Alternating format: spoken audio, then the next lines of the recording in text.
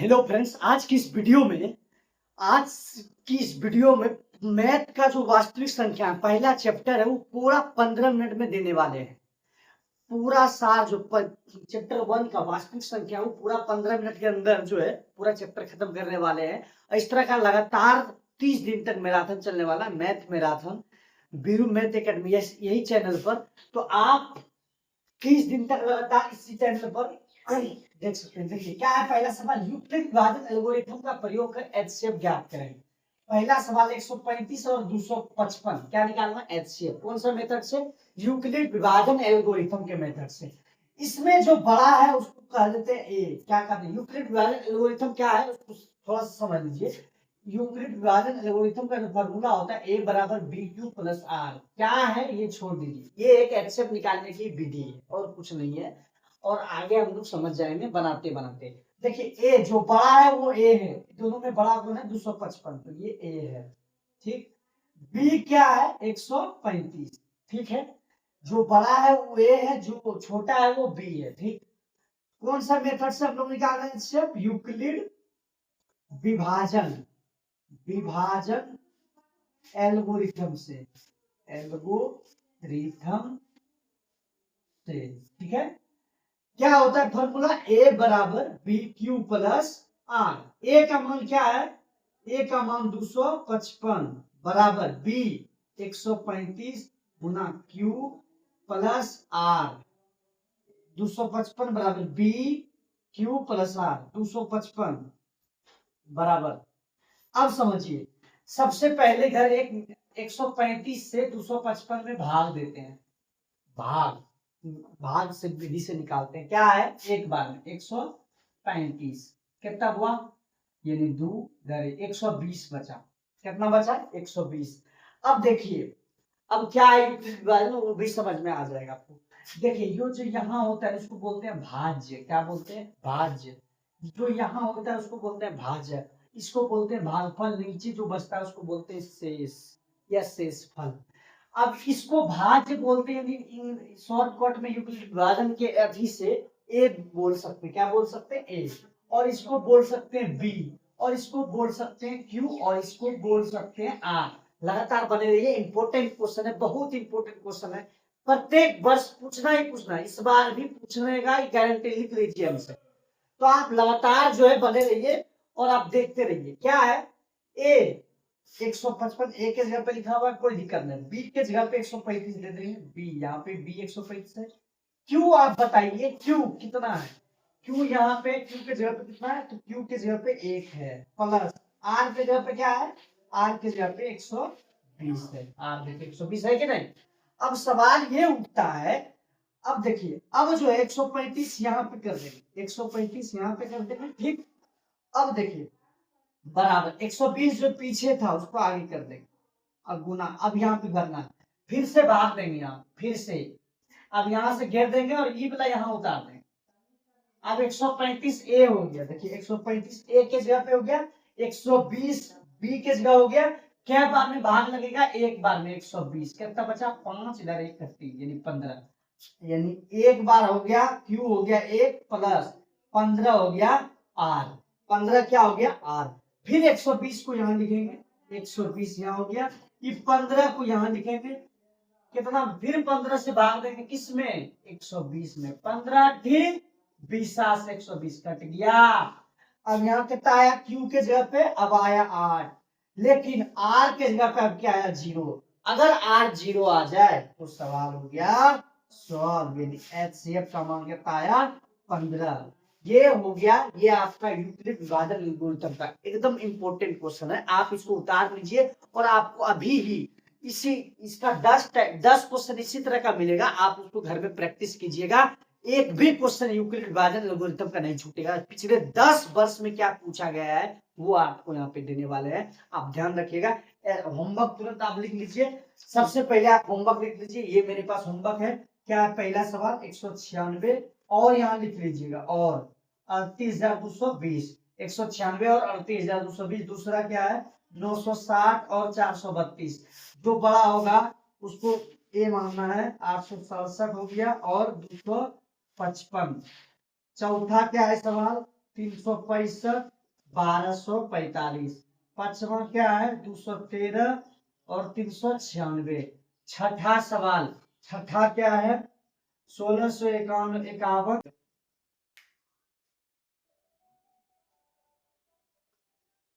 चलिए तीसरा सबसे जो इम्पोर्टेंट है वो सवाल क्या है, आभास गुणनखंड विधि द्वारा एचसीएफ और एलसीएम ज्ञात करें। एचसीएफ और एलसीएम हम लोग जानते हैं बनाने, लेकिन ये कौन सा विधि बनाने से, आभास गुणनखंड विधि। हम लोग जो बनाते हैं वो भाग विधि होता है, आज सीखेंगे हम लोग आभास गुणनखंड विधि। क्या निकालने के लिए, एचसीएफ और एलसीएम, जो कि बहुत ही इंपॉर्टेंट है क्लास 10th के लिए, हर साल पूछा जाता है 2 नंबर में, इस बार भी पूछेगा, गारंटी है मेरा। देखिए पहला सवाल ये क्या है, 12, 15 और 21 का आभास गुणनखंड विधि से एचसीएफ और एलसीएम ज्ञात करेंगे। 12 को आभास गुणनखंड विधि तोड़ेंगे, दुगना 4 तिया 12, फिर 15 को तोड़ेंगे 3 पचे 15, फिर जो है 21 को तोड़ेंगे 3 सते 21। जो मिल जाए सेम वो क्या हो गया, तीनों में जो सेम हो जाएगा वो हो गया एचसीएफ। क्या मिल गया, 3 मिल गया एचसीएफ ना। और कुछ मिला, और कुछ देखिए, यहाँ 2 है, यहाँ 5 है, यहाँ 7 है, तीनों सेम होना चाहिए, तीनों में, यहाँ भी 2, यहाँ भी 2, यहाँ भी 2, तब मिलेगा तो गुना 2 लिखते, लेकिन नहीं है तो नहीं लिखेंगे। एलसीएम क्या हो गया, जो मिल जाएगा उनमें से एक हो, एचसीएफ मतलब एक हो, गुना जो नहीं मिला उस सब, 2 नहीं मिला, 2 नहीं मिला, दोनों 2 नहीं मिला था लिख दिए गुना, 5 नहीं मिला था लिख दिए, 7 नहीं मिला है लिख दिए। कितना हो गया, 3 दूना 6 दूना 12 पंजे 60, 6 सते 42, 420। एलसीएम कितना आया 420। दूसरा आप बनाएंगे HWH, तीसरा आप बनाएंगे, चौथा आप बनाएंगे, नहीं बनेगा तो आप कमेंट में इसका जो है तो लिखेंगे 3 नंबर 3 का 2 नंबर नहीं बना, तो हम आपका जो है पर्सनली बना के फिर से वीडियो भेज देंगे। चलिए चौथा जो कि बहुत इंपॉर्टेंट है, अब चौथे सवाल की तरफ चलते हैं। देखिए क्या है, सिद्ध करें कि रूट 5 एक अपरिमेय संख्या है, सिद्ध करना है। क्या मानेंगे, माना कि रूट 5 एक परिमेय संख्या है, परिमेय संख्या है, सिद्ध करें कि रूट 5 एक परिमेय संख्या है, उल्टा मानेंगे, और परिमेय था परिमेय मान ली, ठीक है। अब यहाँ पे परिमेय क्या हो जाएगा, 5 रूट 5 बराबर पी बटा क्यू, क्योंकि परिभाषा देख लीजिए परिमेय संख्या का होता है वह संख्या जो पी बटा क्यू के रूप में हो उसे परिमेय संख्या कहते हैं। तो ये पी बटा क्यू के रूप में रूट 5 मान लेते हैं, मान लिए, जहां क्यू 0 नहीं होना चाहिए, क्यू बराबर नॉट इक्वल टू 0, और P जो है P और Q का HCF बराबर 1, यानी HCF बराबर 1 होना चाहिए, ठीक है। तो Q बराबर 5, Q बराबर सॉरी रूट 5 बराबर Q यानी P बराबर P। अब देखिए P बराबर हो गया रूट 5 Q। अब दोनों तरफ क्या करने पर, दोनों तरफ वर्ग करने पर, वर्ग करने पर, वर्ग कीजिए P का स्क्वायर इधर रूट 5 Q का स्क्वायर, यानी P स्क्वायर बराबर क्या बचा 5 Q स्क्वायर, यानी P स्क्वायर बटा 5 बराबर Q स्क्वायर। क्या लिख सकते हैं हम कि P स्क्वायर 5 से विभाज्य है, विभाज्य है, तो P भी 5 से विभाज्य होगा, विभाज्य होगा, विभाज्य होगा, P भी 5 से विभाज्य होगा। अब समझने वाली बात यह है कि मान लेते हैं, माना कि P बराबर रूट अधिक 5m रखने पर, अब यहाँ पे इसको जो है समीकरण फर्स्ट मान लेते हैं, एक मिनट के लिए, इसको ये वाले पार्ट समीकरण फर्स्ट मान लेते हैं। तो P स्क्वायर यानी P स्क्वायर बराबर 5 Q स्क्वायर है, तो P स्क्वायर यानी P यानी 5m का स्क्वायर कर दो यहाँ, बराबर यहाँ क्या हो जाएगा 5Q स्क्वायर। अब यहाँ पे 25m स्क्वायर हो गया बराबर 5Q स्क्वायर, 5 है 25, 5 हो गया, तो 5m स्क्वायर बराबर Q स्क्वायर, यानी m स्क्वायर बराबर हो गया Q स्क्वायर बटा 5। अब यहाँ पे एक सवाल और लिखेंगे कि अगर Q स्क्वायर 5 से विभाज्य है, विभाज्य है, तो Q भी 5 से विभाज्य होगा, विभाज्य होगा। विभाज्य होगा।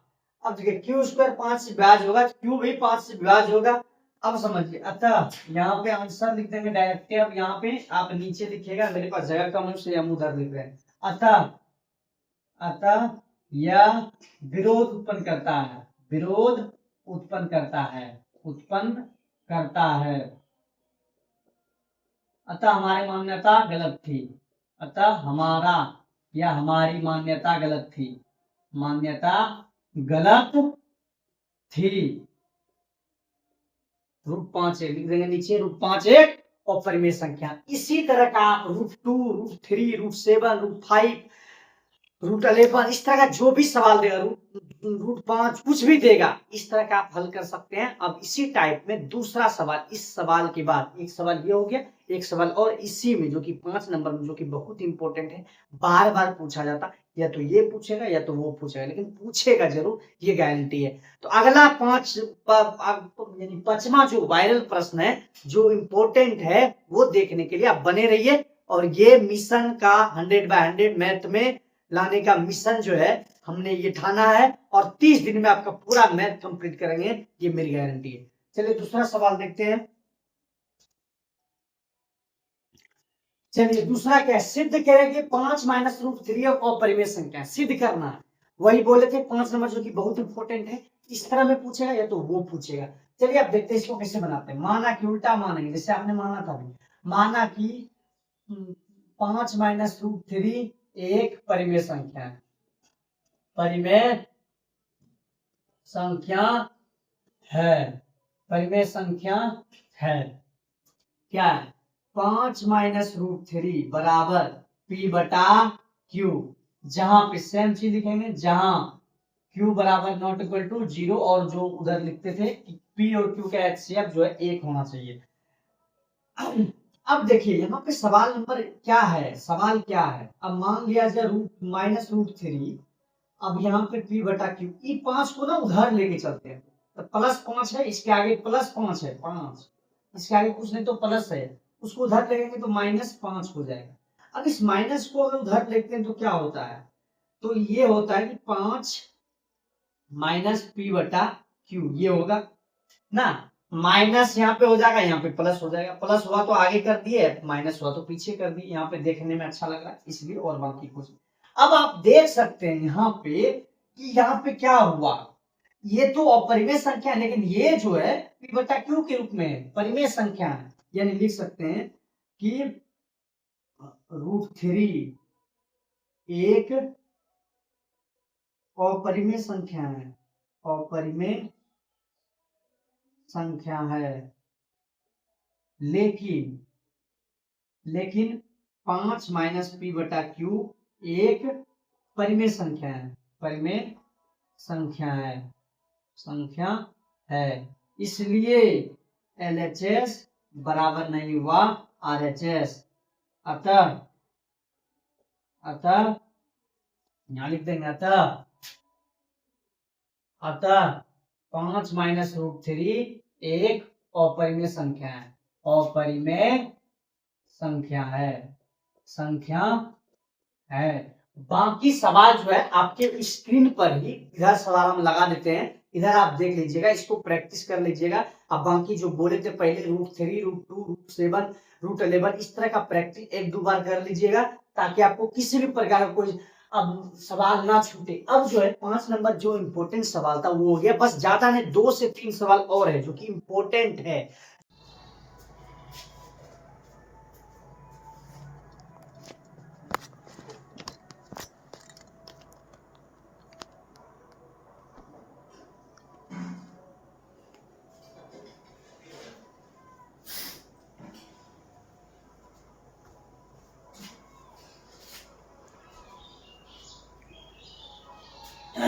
चलिए छठा जो है सबसे इंपॉर्टेंट क्वेश्चन, बिना लंबी विभाजन प्रक्रिया किए दशमलव प्रसार शांत है या अशांत, बिना भाग दिए। तो शांत दशमलव प्रसार का क्या है, शांत दशमलव प्रसार किसको कहते हैं, जैसे मान लिया जाए 2 से, यानी 5/2 है, 5/2 है, अगर 2 से भाग देंगे 5 में तो कितना आएगा, 2 दूना 4 बचा 1, यहाँ दशमलव देंगे तो यहाँ 0 आएगा, ठीक है, 10 बचा, 5 दूना 10, कट गया, यानी 2.5। ये जो है ये शांत दशमलव प्रसार हुआ, इधर रिपीट नहीं हुआ, इधर रिपीट करता नहीं हुआ, इधर पूरा पूरी कट गया, नीचे से फल कुछ नहीं बचा, बार बार नहीं आ रहा है एक ही चीज घूर घूर के। तो ये क्या हो गया, शांत दशमलव प्रसार। अब यह मान लिया जाए 10/3 है, हाँ 3 से अगर भाग दिए 10 में तो कितना हो गया, 3 तिया 9, बचा कितना 1 10 दशमलव देंगे यहाँ 0, फिर 3 तिया 9, फिर 1 आएगा दशमलव यही चीज 0 देगा, फिर 3 तिया 9, रिपीट होते रहेगा, देते रहिएगा आप 200 साल तक, तो ये खत्म नहीं होगा। समझ पा रहे हैं ना। तो ये जो है और शांत दशमलव प्रसार हुआ, ये शांत दशमलव प्रसार है।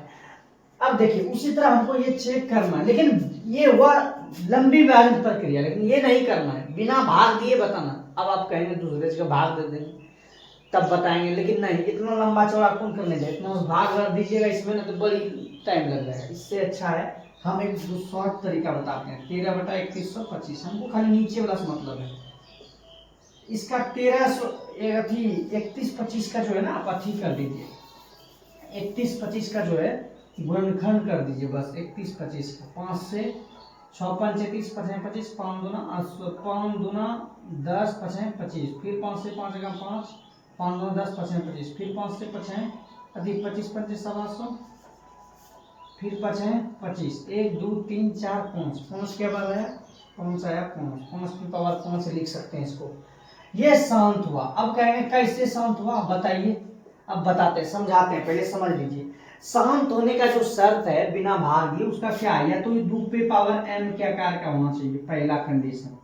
दूसरा 5p⁻n के आकार का होना चाहिए। तीसरा 2 गुना यानी 2p⁻n गुना 5p⁻n के आकार का होना चाहिए। अब कहेंगे ये क्या है, 2p⁻n का मतलब है जो गुणनखंड आएगा, जैसे मान लिया जाए 8 जो गुणनखंड है, 8 का नीचे ऊपर में कुछ छू रहेगा, 8 नीचे जो आएगा नीचे तो क्या आएगा, 2 गुना 2 गुना 2 8 हुआ।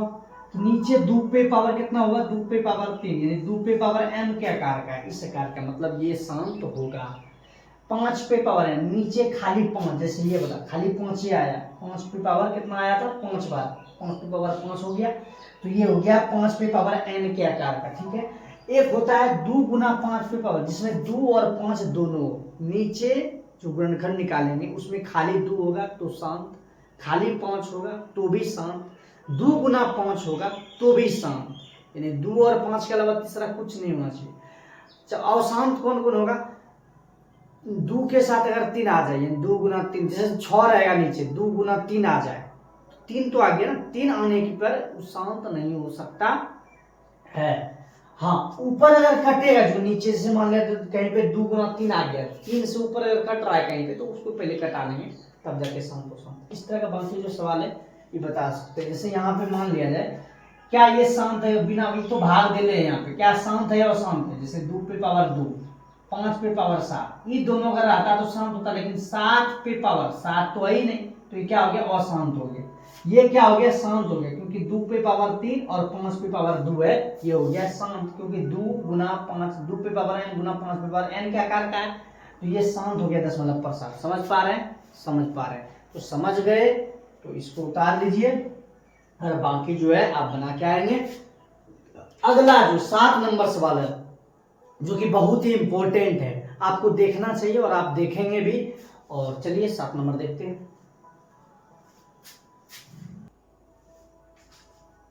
चलिए 7 नंबर जो कि वायरल प्रश्न है, तो आप देख सकते हैं क्या लिखा हुआ है, 0.0875 को p/q के रूप में लिखें। कैसे लिखेंगे, 0.0, देखिए यहाँ पहले सबसे पहले 0.0875 लिख दिए, इसको दशमलव उड़ा देंगे, कितना आएगा नीचे 1 दे करके, क्या 0 1 2 3 4 0 1 2 2 और 2 4 0, कितना बचा ऊपर 875 बटा नीचे 1 दे के 4 0। अब अगर 5 से कटाते हैं, 5 का 5 बचा कितना 5, यहाँ बचा 3, 5 सते 5 35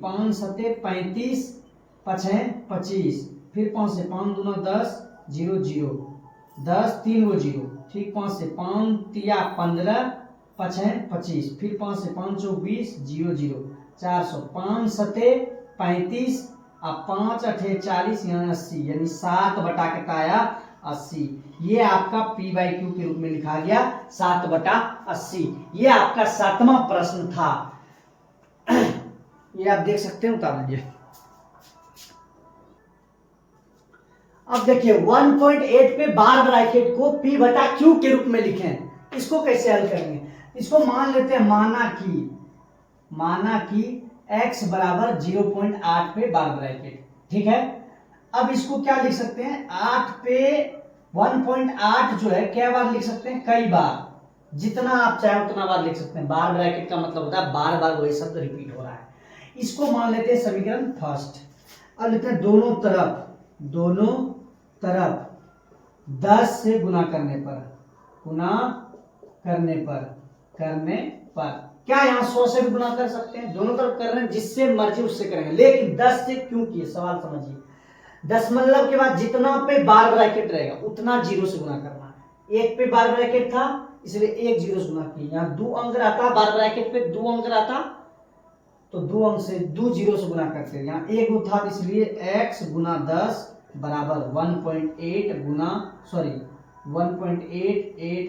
पे बार ब्रैकेट गुना 10, तो यहाँ कितना हो गया 10x बराबर यहाँ 18, 10 मतलब 8 डैश। ये समीकरण हो गया सेकेंड। अब लिखेंगे यहाँ समीकरण फर्स्ट को घटाने